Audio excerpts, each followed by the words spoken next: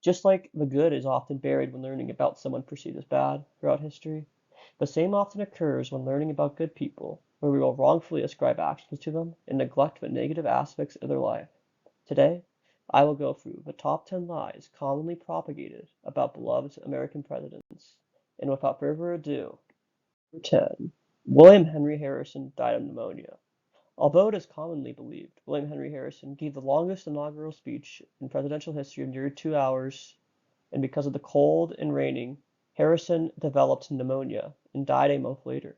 But in reality, Harrison did not get sick until 22 days after the speech. But his death at the time was thought to still have been of pneumonia, not from the speech, but rather that Harrison developed it 2 days after getting caught in a sudden rainstorm on a morning stroll. However, most experts agree that he did not die from pneumonia, but rather typhoid he caught from the poor water supply of the time. Number 9. Woodrow Wilson created the income tax. The Revenue Act of 1861 was actually the first U.S. federal income tax statute and was passed by Abraham Lincoln and imposed a 3% flat tax rate on incomes above $800, and then subsequently was replaced in 1862 also by Abraham Lincoln for a progressive scale of 3% on annual incomes beyond $600 and a top rate of 5% on over $10,000. Woodrow Wilson simply reintroduced the income tax with the passing of the Revenue Act of 1913 at a much lower rate of 1% on only the top 3% of earners to cut tariffs by 10%, which then caused a chain reaction of presidents raising the income tax and lowering the tariff tax, bringing us to where we are today. Number 8. Abraham Lincoln was an abolitionist. Many people are made to believe that Lincoln went into office with the goal of eliminating slavery or was a strong advocate toward the end of slavery, but the truth was Lincoln did not really care about the issue and just wanted to kick the can down the road if he could, but felt it was necessary to preserve the Union and keep all states together, and so he did ban it. As we can see in the slide, Lincoln, in quote, said, "I have no purpose, directly or indirectly, to interfere with the institution of slavery in the states where it exists. I believe I have no lawful right to do so, and have no inclination to do so." That was when Abraham Lincoln first gave his inaugural speech. And secondly, he said, "My paramount objective in this struggle is to save the Union," referring to the Civil War, "and is not either to save or to destroy slavery. If I could save the Union without freeing any slave, I would do it. And if I could save it by freeing all the slaves, I would do it. And if I could save it by freeing some and leaving others alone, I would also do that." Number 7. Theodore Roosevelt passed the Sherman Antitrust Act. Many people think that because Theodore Roosevelt is known as the trust-busting president, that he passed the Sherman Antitrust Act that allowed the government to trust bust. However, it was actually passed under Benjamin Harrison. Benjamin Harrison is also the president who passed the Land Revision Act of 1891, which made it possible for Theodore Roosevelt to become the national park creator he is known as today. Number 6. First threat of secession was the Civil War. Secession threats actually began as early as 1803 when a northern state, Massachusetts, threatened to secede over Louisiana Purchase because they feared that admitting new western states from the 1803 Louisiana Purchase would permanently dilute New England's political power. There were also several threats in the South as a result of increased tariffs before secession actually happened, mainly due to the issue of slavery. Number 5. LBJ started U.S. involvement in the Vietnam War.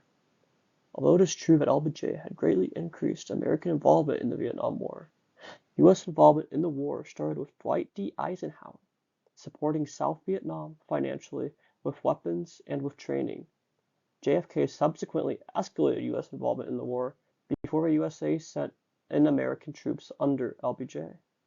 American involvement in the war had been ramping up for years, but came to a boiling point when Lyndon B. Johnson assumed the presidency. Number 4. Obama didn't deport many people.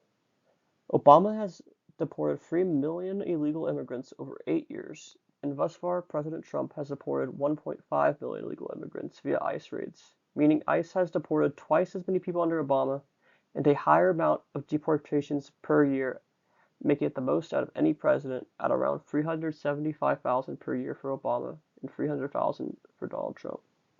Under Obama, over half the people deported via Secure Communities Act had no criminal record or only minor traffic violations, which led to the sudden separation of hundreds of thousands of long-term U.S. residents from their American citizen children. There are also many cases where detained immigrants died due to not receiving medical care or dying from dehydration. In fact, 67 people died in total while being held by ICE in poor conditions. Lastly, Obama's immigration policy racially profiled Latinos on the streets, with 93% of those caught and processed being Latino, despite only 75 to 80% of undocumented immigrants being Latino. Number 3, Abraham Lincoln upheld the Constitution. During the Civil War, Lincoln would actually send people to jail for criticizing him or sympathizing with Southerners. This, paired with the suspension of habeas corpus, resulted in thousands of people imprisoned under Lincoln for First Amendment protected speech. You can see two of the quotes down below in the image of speech that was imprisoned for without due process. Although Lincoln did blatantly go against the First Amendment, the suspension of habeas corpus did not actually go against the Sixth Amendment because there was an exception in the Constitution for times of rebellion. So although you could disagree with Lincoln's decision to suspend habeas corpus, it was constitutional. Number 2, FDR's New Deal ended the Great Depression. You may have been taught that FDR's New Deal's policies were the cause of the ending of the Great Depression. However, many historians and scholars believe that FDR actually prolonged the Great Depression longer than it would have occurred had the first wave New Deal not occurred. Although the creation of agencies and rules in place from the FDIC, SEC, and NLRA did help restore trust in the banks and American financial system, the NIRA, the National Industrial Recovery Act, for example, suspended antitrust laws and had corporations collude to establish prices, make agreements not to compete, and make production restrictions. This was the perfect storm for even more unaffordable pricing for the American people and further hurting employment rates. Perhaps the biggest piece of evidence, though, that FDR actually worsened the Depression was the 1937 to 1938 Roosevelt recession, which was a sharp 13-month economic downturn that resulted in a 30% drop in the stock market, a drop of 5% in employment, making unemployment rise all the way up to 19%. Just to see how bad that is, today the current unemployment rate as of the end of April 2026 was 4.3%, and people are still struggling to find jobs today. This was triggered by the federal spending cuts, tax increase, and tightened monetary policy, which FDR put in place because he thought that the economy was already back on solid ground, which it obviously was not. Number 1, JFK peacefully dealt with Cuba. Many people today praise JFK for his leadership during the Cold War, aka the Cuban Missile Crisis, and ending it peacefully. Although people are told about the failed attack known as the Bay of Pigs, which inflamed tensions of Cuba and resulted in the death of hundreds of people, what you've likely never heard of is JFK's planned terrorist attacks. Many people have conspiracy theories or jokes about George W. Bush committing 9/11, but 40 years before that fateful day, JFK and his cabinet were seriously considering committing a series of terrorist attacks on American citizens and then blaming it on Cuba to justify a war with Cuba and get congressional approval to start it. This was known as Operation Northwood and had many plans of ways that the CIA would kill American citizens and then blame it on Fidel Castro and the Cuban government. For all my fans of terrorism out there, though, JFK did approve a series of terrorism attacks on Cuban civilians, which they tried to pin on Fidel Castro and the Cuban government to try and manufacture a Cuban revolution.